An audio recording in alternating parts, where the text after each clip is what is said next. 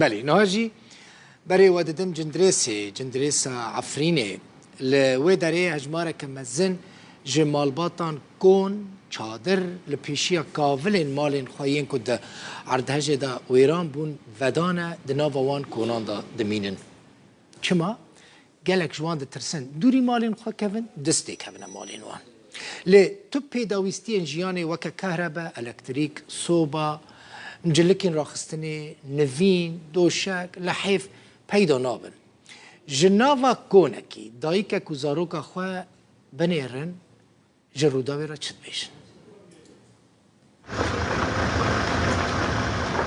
افدر ناف باجاروک جندرسه یه ویران بویا شوک جشوین سارو کر این باجاروکن کنن جکنج و نایلونان لناف کاولن مالن ویران بویی هاتن ودان کنن سار به الکتریک به صوبین گرم کرنه به جل و پیداویستین خوینا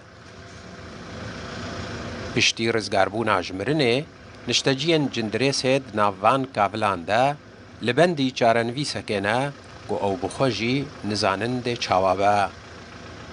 او نمونه یکاج مالباتن جندرسه جنو میر هر دو خودان پیداویستین تایبتن دایک جی نبینایه گونکی سار و رود و مالباته و جیران نوانجی و تحوینه دبم كونه دانا حتى لو كان جوار تصوير كنت قيمتنا وأنس عاجز ما ملكي ما مالي مش عاجزة لكن من جامنا هاوجي يعني وضعي جنجي بر سيئة حتى بيش خوانا بيه ام شو كان خدا وانا نسيبي ما كري نا تشتك ونا ايشك وتشتكي ما تنا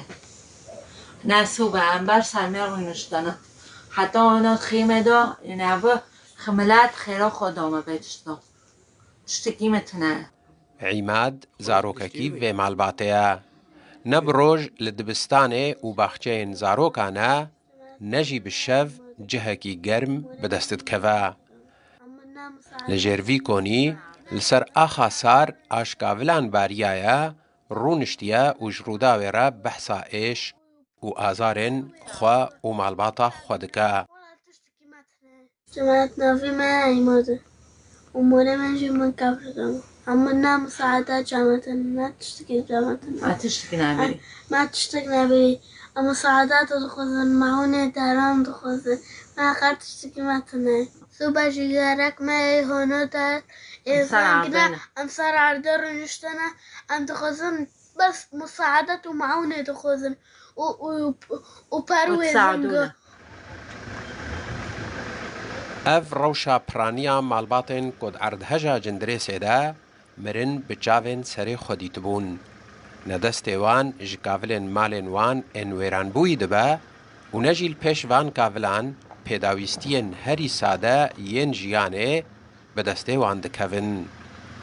حسین عمر روداو دلشانجی جنک کرده او جی خلکا جندرسه نخوشه سرطان پنچشیر پیراهیا در عردهجه داجی مالاوی خراب بویا نه حالوی هزار جاریش برای خراب تره مثلا جی اکتنه لی بمینه اف جی ویج دین نالیه کی پرتنه درمان پنچشیرش خراب بکره خوبی معالجه بکن درمان بکن بانگ لخیرخوازان دکه آلیکاری وی بکن انجمن خودجی هیجی دبیجه هری کم 1005 کس ده انجام عردهجه ده پریشان بونه ریخستنا کمسپیان جی راگهاند که او ده آوکرنا نخوشخانه که ده نها کار دکن